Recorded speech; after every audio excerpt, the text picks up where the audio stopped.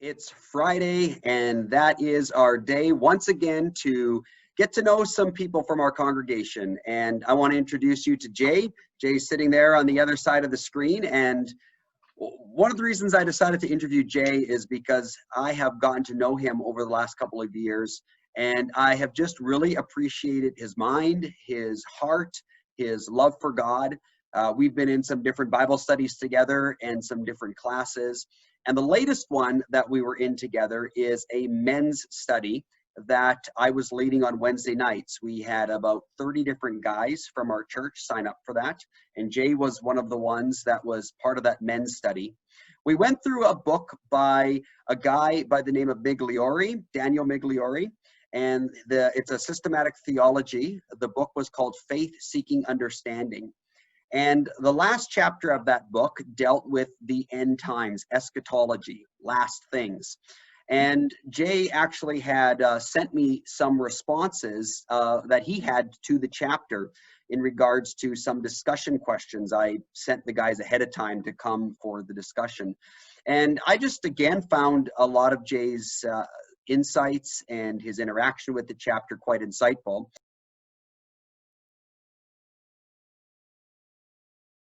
It's all in the and it's all part of worship. So I think that I myself I want to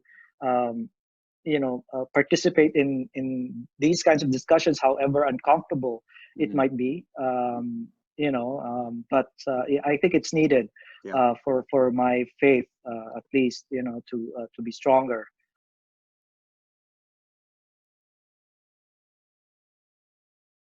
Yeah, I think having the Christian hope tied to Jesus makes it more human and real, just as Jesus is. He is risen.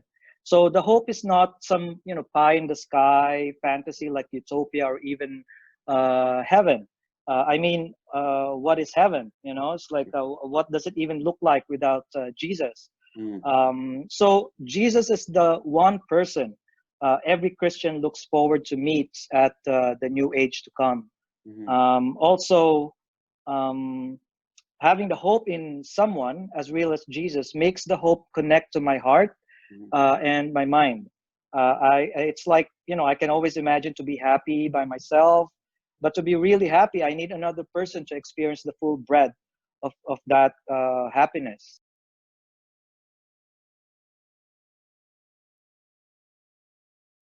I believe that the body and soul are tightly bound together in unity, just like how the Trinity is united together.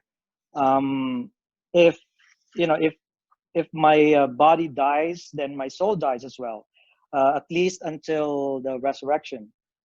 This is also why I've come to appreciate Paul's nickname for death as soul sleep or sleeping. So I can say that I personally I believe in soul sleep. Also, I've come to understand the story in the gospel about Lazarus, the poor Lazarus, and the rich ruler. It's just an illustration of the absoluteness of life with God and the absence of life without God. So the resurrection is part of the hope of Jesus coming back, because at the resurrection, my sleeping soul then unites with a new body in a new heaven on earth with Jesus Christ. And Also, what that tells me about the universe is that when life with God is restored, the cosmos and nature will not seem so random at all. And in fact, we'll get to see and experience God's full intention and purpose for everything. I believe that immortality is a gift of God, and when we are united in Him, and that the punishment of separation or disunity is death. So logically, at least in my mind, there is no immortality for the separated ones. Besides, the Bible also says that only God is immortal, like you said, and that being the truth, if Christians think that they would be immortal, they would only be so if they are united with God.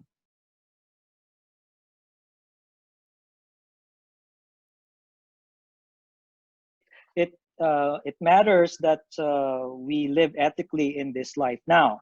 It's because we are not just partakers in this life, but also participants in making things right.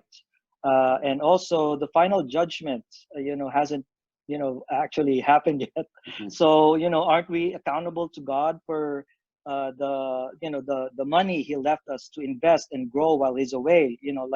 Like the story in Matthew 25 in the parable of the talents. As a born again Christian, this is something that I've also wrestled with, and I think that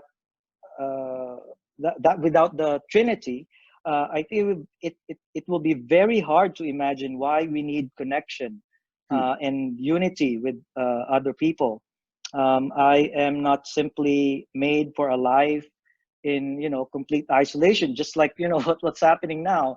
Yeah. We're like isolated, and sometimes it drives me nuts. Mhm. Being isolated from people that I can talk to. So my I guess my own being demands that I become part and parcel of another.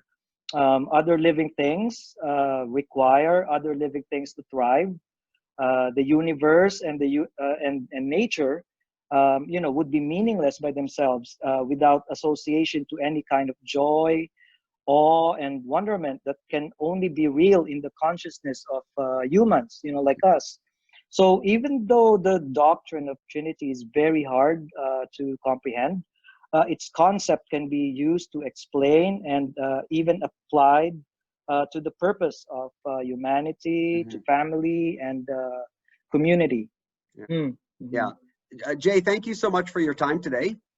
Thank you, Pastor And Steph. yeah, and I appreciate our conversation, and I hope that other people that got to listen in a little bit to our conversation right now, that this will kind of spur them on to just do some more reflecting and thinking in some of these areas in their faith also.